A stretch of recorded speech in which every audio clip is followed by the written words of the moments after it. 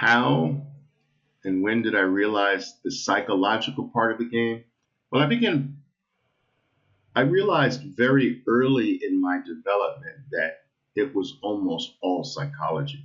If you think about it, there's only two actions, right? Buying and selling. That can't be the complex part of it. Buying and selling, it's only two things.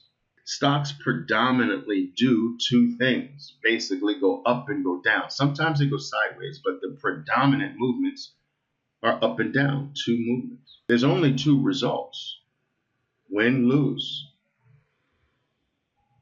There's basically two colors, red and green. Two positions above the moving averages, below the moving averages. I mean, that part of the game is very basic. It's very simple. It's 10, 12-year-old level material. So then why is it so challenging? It's the psychological aspect of it. It's not the two colors that's challenging, red and green. It's not the two directions, up and down. It's not the two positions above the moving averages, below the moving averages. That's not what makes trading difficult, the buying and the selling. It's the psychological warfare that you engage in during the trade. And that's exactly the right term to use. It's psychological warfare. Your mind, your thinking apparatus becomes your number one enemy, and you are at war with your thoughts. You're at war with your belief system. This is why many of you know what to do, but can't bring yourself to do it because of that conflict inside of you, that war that I'm talking about, that psychological war, that war against fear and hope, which are usually displaced in the unskilled trader's world. They're usually fearing in profitable territory. As Velez was saying, he's starting to improve in. They fear in profitable territory, and they experience psychological hope in negative territory. When they are negative, they hope the situation improves. They hope they get their money back. They hope the stock turns around. So in negative territory, they are psychological hopers. And when they do get a win, when they do get profits, they fear that those profits are going to disappear. And this causes them to snatch at their roses earlier than they should, to snatch at their profits earlier than they should, and to hold on to their losses longer than they should. And this is misplaced psychological elements. You are in a psychological war, and that's what makes this game so challenging.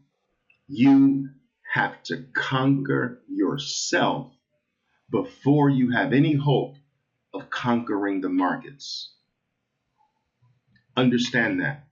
That is so important. I'm going to repeat it.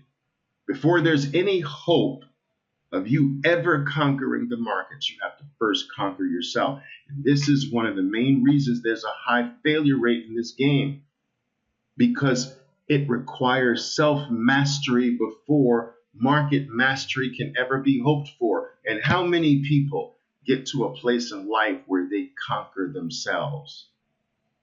How many people achieve self-mastery in anything? Very, very few. The problem is that most traders want the market mastery and still remain who they are, unmastered, undisciplined selves.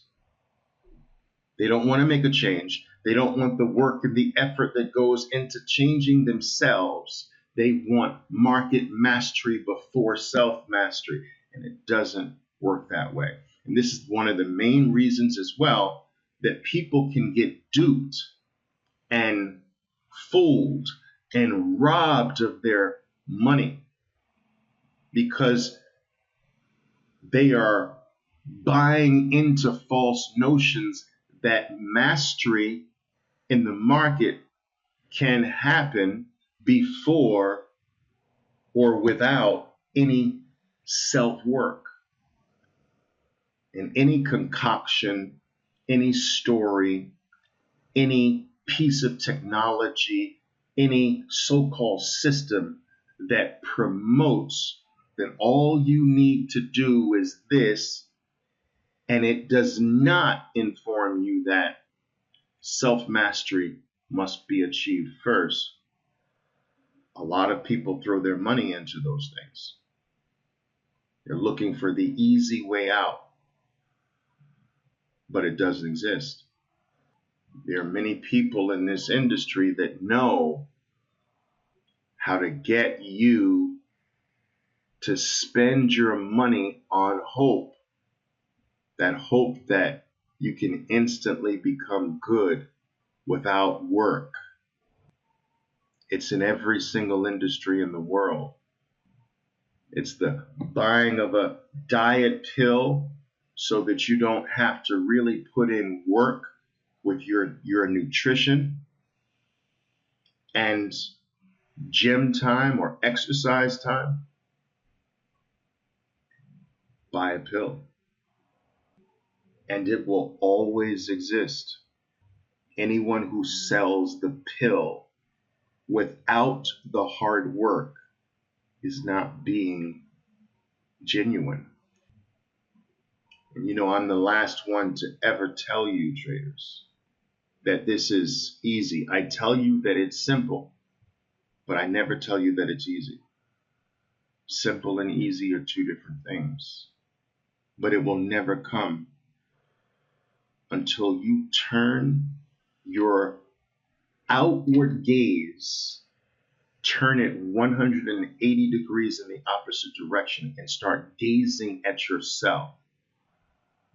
You need to turn that flashlight that you're always flashing outward on something else. Flashing it on other people, flashing it on other circumstances, flashing it on outside of you. You need to turn that flashlight onto yourself. Start shining it on yourself. Start looking for your faults and correcting them, your imperfections and correcting them, your problems and correcting them. And when you start making those corrections in yourself, this new person starts to emerge. You can't remain the same if you eliminate an error. In some way, you're a different person. You can't become more disciplined and be the same person before you became more disciplined. It's impossible. And these changes inside of you will ultimately start to manifest without you, outside of you. But without those changes, you will only manifest who you are right now. All of your faults will be manifested in your trading. All of your inadequacies will be manifested in your actions and in your trading and in your outer world. It starts from the inner world first. And so trading is a personal journey. It is not just an activity that involves buying something for $1 and selling it for $2. That's the shallow view of trading. This is a spiritual activity that really focuses on you becoming a better individual, on you knowing yourself, which is the first step toward becoming a superhuman being. Know thyself. You need to know what your weak points are. You need to have a game plan to go to war against those weak points. You have to know who you are. And you have to become different from who you are before your life starts becoming different. Because the you that you are now has created your life. The trader that you are now is producing your results. So if you want different results, you have to become a different trader.